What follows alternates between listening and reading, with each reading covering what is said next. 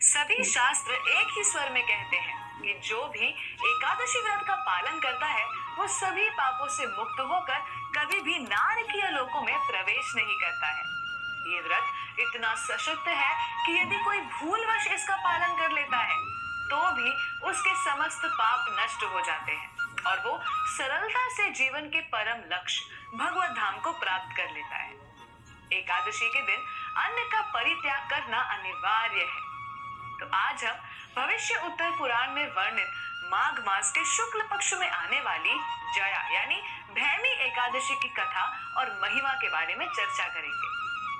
एक बार युधिष्ठिर महाराज और भगवान कृष्ण के संवाद में एकादशी के महात्म्य का वर्णन आता है। युधिष्ठिर महाराज भगवान श्री कृष्ण से कहते हैं, हे जनार्दन, माघ मास के शुक्ल पक्ष में आने वाली एकादशी की महिमा और उसकी कथा क्या है? इस एकादशी को कैसे संबोधित करते हैं और इस पवित्र दिवस को हम किसकी उपासना और पूजा करते हैं? भगवान श्री कृष्ण बताते हैं, प्रिय राजा युधिष्ठिर, माघ मास के शुक्ल पक्ष में आने वाली ये एकादशी जो बड़े से बड़े पापों से मुक्ति प्रदान करने वाली है, इस उत्तम तिथि को जया एकादशी के नाम से जाना जाता है। और ये एकादशी बड़े से बड़े आसुरी प्रभाव से भी मुक्ति प्रदान कराती है। जो कोई भाग्यशाली व्यक्ति इस पवित्र दिन व्रत का पालन करते हैं उन्हें पिशाच की योनि में जन्म कभी नहीं लेना पड़ता और अंत में जन्म मृत्यु के इस भयानक चक्र से वो मुक्त हो जाते हैं। एक बार की बात है कि स्वर्गलोक में देवराज इंद्र पारिजात वृक्षों से सुशोभित वन में विहार कर रहे थे। अपनी प्रसन्नता के लिए इंद्र ने वहां विहार नृत्य और संगीत का आयोजन किया था। चित्रसेन नाम के एक संगीतकार अपनी अर्धांगिनी मालिनी के साथ और अपने पुत्र माल्यवन के साथ वहां संगीत का कार्यक्रम प्रस्तुत कर रहे थे। उसी स्थान पर पुष्पदूत की पुत्री पुष्पवती भी उपस्थित थी। तो हुआ यूं कि पुष्पवती और माल्यवन एक दूसरे को देखते ही मोहित हो गए। वो दोनों एक दूसरे के रूप और सौंदर्य के प्रति इतने आकर्षित हो गए कि संगीत का कार्यक्रम ध्यान पूर्वक प्रस्तुत नहीं कर सके। ये देख देवराज इंद्र इतने क्रोधित हुए कि उन्होंने पुष्पवती और माल्यवन को एक भयंकर श्राप दिया कि तुमने मेरी सेवा में बाधा डाली है, मैं तुमसे बहुत ज्यादा अप्रसन्न हूँ। अब तुम दोनों पिशाच योनि धारण कर पृथ्वी लोक पर अपने अपराध की सजा काटोगे। ऐसा भीषण श्राप के कारण वे दोनों अत्यंत पीड़ा उठाते हुए पृथ्वी लोक पर हिमालय में अपना दंड भुगतने लगे। उनकी विवशता कुछ ऐसी थी कि वो न कुछ स्पर्श कर पा रहे थे, न उन्हें किसी भी प्रकार की गंध का आभास हो रहा था। हिमालय पर्वत पर सर्दी से ठिठुरते हुए बहुत ही कष्टमय हालत में वे अपना जीवन व्यतीत कर रहे थे। एक दिन अत्यंत दुखी होकर वे एक दूसरे से कहने लगे कि पता नहीं हमने पिछले जन्म में ऐसा कौन सा कार्य किया है जिसका हमें इतना पाप भुगतना पड़ रहा है। पता नहीं हमसे ऐसा कौन सा अपराध हुआ है। सुना है कि नरकों में बहुत ही यातनाएं सहनी पड़ती हैं, किंतु जो यातनाएं हम अभी सह रहे हैं ये नरकों की यातनाएं से भी कई गुना ज्यादा अधिक है।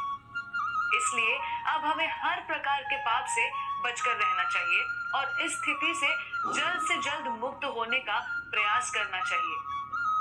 सौभाग्यवश माघ मास के शुक्ल पक्ष की तिथि आई। उस दिन उन्होंने कोई भोजन नहीं किया। उनके शरीर में इतनी शक्ति भी नहीं थी कि वो चल पाए और वो एक पीपल के वृक्ष के नीचे गिर पड़े। पूरी रात उन्होंने ऐसे ही काटी। अब रात के समय वहां पर और सर्दी बढ़ती गई, जिस कारण वे बिल्कुल सो भी नहीं पाए। इस प्रकार अनजाने में दोनों ने एकादशी व्रत का पालन कर लिया।